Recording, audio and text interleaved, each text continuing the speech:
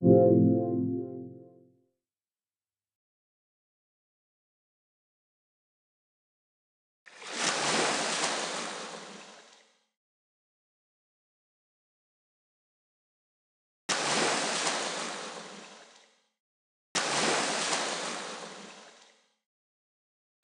find out how spiritual growth works, we have to answer ourselves several questions. That means, first of all, we have to explore what is generally growing and why it is doing that.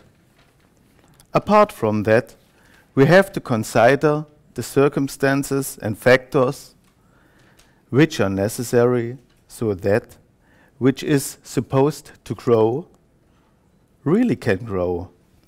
And we have to look for the influences that are responsible that the growth is proceeding in an orderly fashion. Since it is doing so, we are obviously all located in a cosmos, in an ordered universe, so to speak. The human being is a complex being. That means that deep at the core of its heart is it at first and fundamentally a spark of that central fire or that cause from which the entire solar universe is pouring from. In philosophy, this spark or this homogeneous something is often called monad. It is derived from the ancient Greek word monas, which means as much as unity. One can think of this spark as the leading mind or the fundamental, vital, intelligent idea behind any substantial seed and therefore behind any being. It is absolutely spiritual and for the manifesting period of a solar system from which is part immortal. In esoteric philosophy, this spark or this monad sometimes is called a pilgrim, since it goes on a journey into matter countless times or dresses a part of it into it. The monad is doing this to achieve individual perfect consciousness through experience on its particular level. Therefore, it is very important for us to understand that in order to learn and to develop itself, this spark has to dress itself in substance or matter. This is because it needs a medium to be able to express itself. If human beings hadn't any extremities, no mouth, no ears, eyes, and no nose, no will, and no mind, had we simply no physical, astral, psychic, and higher mental body, but only our relative developed consciousness, how could we ever be able to express ourselves, to learn, and gain experience? At this point, however, I would like at first to point to the process of developing consciousness once again, since this is of absolutely importance. The reason for that is the fact that by wrapping the spark in the covers of substance or matter, they are being lifted up to a certain degree, since they themselves, how could it be any different, are also consisting of such uncountable bands which are developing cosmic sparks or life unities. This means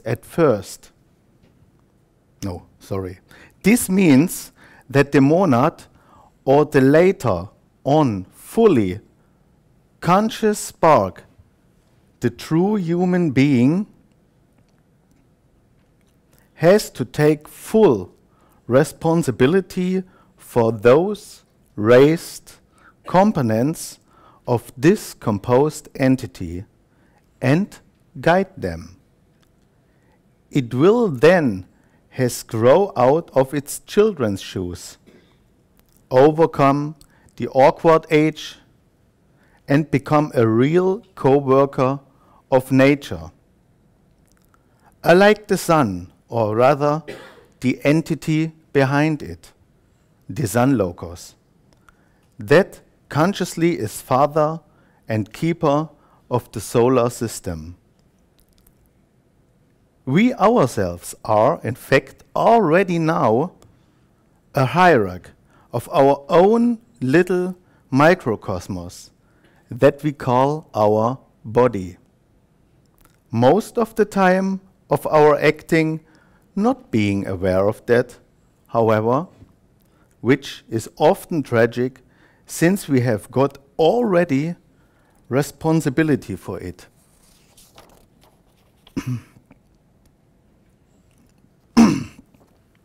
The process itself turns out the way that the relatively unconscious celestial spark, the monad, first of all, has to find itself separated from everything to gradually recognize consciously that it is a part of everything that surrounds it. For this reason, it descends into matter and dresses itself partly in it in order to turn towards the light later on from it. This individual monadic part, which wraps itself in matter, can also be called as individual consciousness or individual ego. It's it that learns by its incarceration into matter to reflect its consciousness onto itself. By doing so, it initially perceives its mayavic, its temporarily limited existence, so to speak, as an entity which is separated from everything else.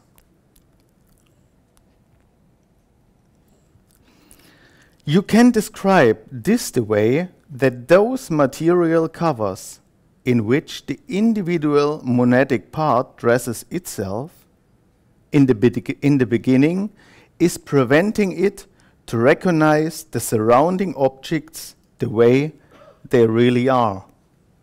As a result, the incarnated being, quasi each one of us, so to speak, is failing by the attempt to express oneself, since it violates the cosmic law principles, which it doesn't recognize because of its blindness. In real terms, this means that it has to learn to permeate these self-created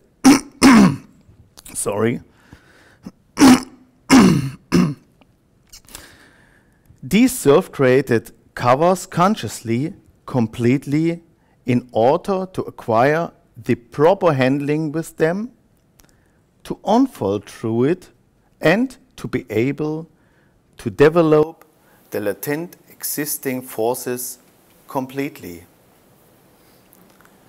But until the time comes, it is just natural that the incarnated being isn't using the provided means like it should, due to its initial wrong conclusion and its ignorance. For some time, it therefore develops the conviction of being separated from all other beings. This happens by identifying with the surrounding material covers, which create an apparent barrier between itself and all other beings. Because of the corresponding handling with these covers, it considers the appearance of emotions within itself, the craving involved with it, and the resulting thoughts as real and absolutely meaningful, which they aren't by the fact of their transience. Buddhism explains it this way. Qualities and abilities are brought into movement by causes which are themselves only effects of other former causes. It is called dependency, what means that these qualities do not own an independent, real existence, but are a product of processes and objects which carry the same attribute. Since they don't have an independent, real existence, however, and are just of temporary duration, they become elusive and therefore not really significant. The problem is that we are building entire worlds around these objects and use them as the foundation for our lives, since we are, as mentioned before, identifying ourselves with them. The activating impulse for the wrong handling of the covers, which can also be called the physical, emotional, desiring or craving, causing, and mental corpses, just to mention that once again, is just fundamental ignorance. And as a result of that, the continuing, hanging on, and identifying with them. The resultant particular touch, kind, or quality of those objects is affecting and shaping our momentarily perception, our actions, and of course, our character. Our decisions based on what's good or bad for us. Through this, we divide the world in two parts.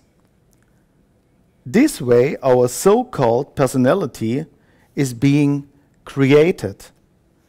The personal ego, the mask or filter behind which our individual, always reincarnating ego or consciousness resides. The picture is getting more clearly for us when we bring into our mind that our perception of the world is taking place through this personality.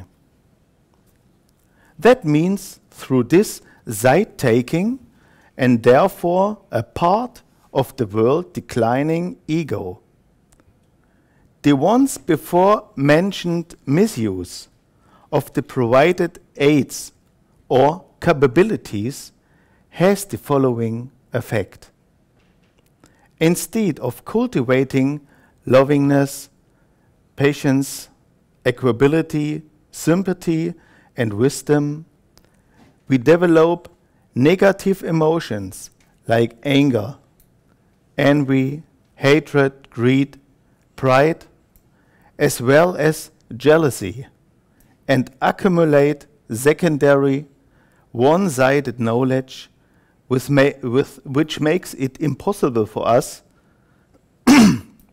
to look beyond the obvious, so that we could be able to recognize the truth ever surrounding us. I just talked about transitoriness. Well, this transitoriness is plainly the attribute for all manifestation and combined laws. Nothing stays as it used to be shortly before, for even a split second. The entire universe is in flow and underlies a constant change, a never-ending development, since just this progress or this becoming is forming the purpose of the appearance of all these countless worlds. But since we have decided to cling to these manifested and compounded objects because we hang on the belief that they would give us a lasting basis, this unloved phenomenon, suffering, arises. We are suffering when objects get lost. Things we turned towards too, on which we count, which give us a meaning and something to hold on in order to ease the bearing of all the efforts of daily life to sustain the just mentioned objects for us. It is just this kind of suffering, however, that represents the foundation for our advancement. Suffering is also often referred to the great teacher. Why so?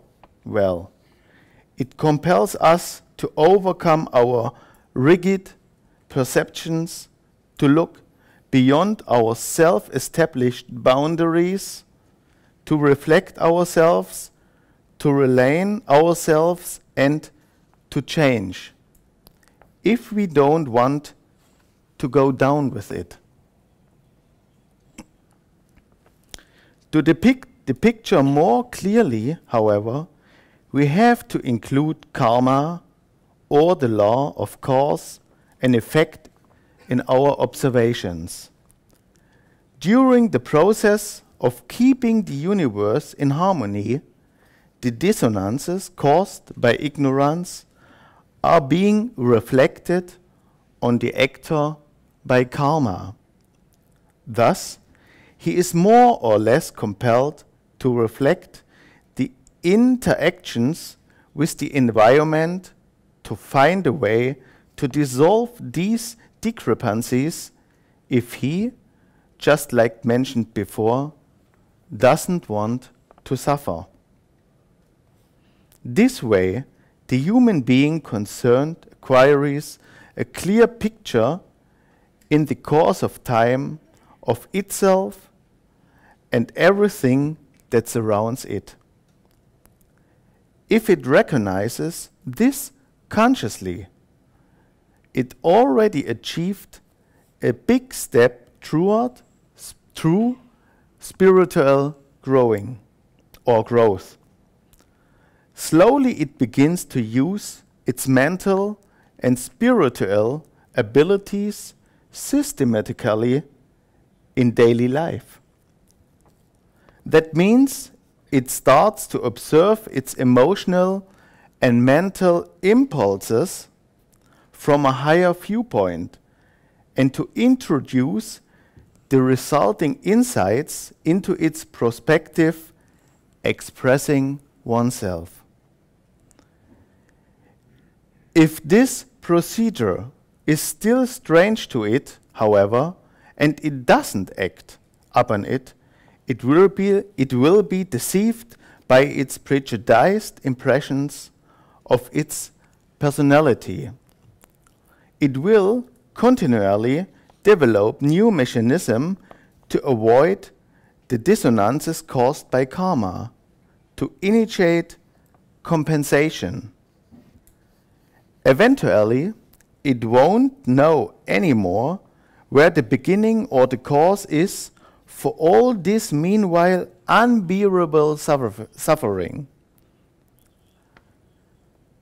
Many of the patients who receive nowadays treatment in psychotherapeutic facilities suffer from such psychic troubles, which have their cause within here.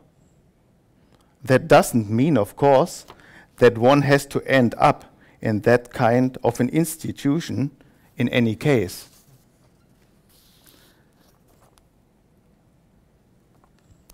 Sooner or later, the prospects for each incarnating entity are awesome, however, because of the just described cosmic principles that compel oneself to unfold permanently and to express, as well as the process that keeps this unfolding and expressing oneself in those conditions which underlie the manifested universe. Every one of these beings is reaching eventually a point during its evolution where it recognizes the ego-bound barriers of its free will and starts to implement the inputs of true spiritual growth. It's that point in its evolution when it realizes that it doesn't exist separated from all the other surrounding beings, but instead it lives in symbiosis and unity with them.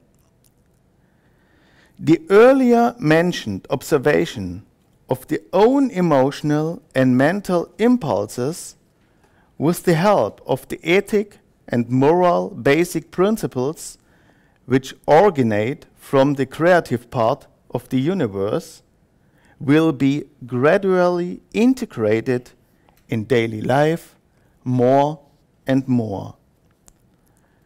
The new quality of expressing oneself resulting from these observations is eventually the cause that transformation takes place. The entity that once was developing like a cancer cell against the standards of the universe is transforming into a complete, conscious, integral human being operating with the cosmos and therefore with nature. It then enters those paths which were prepared by the pioneers of human beings in order for us to get there where they already are. And that is real true humanity. Thank you. And what is to do now? Claudia will explain.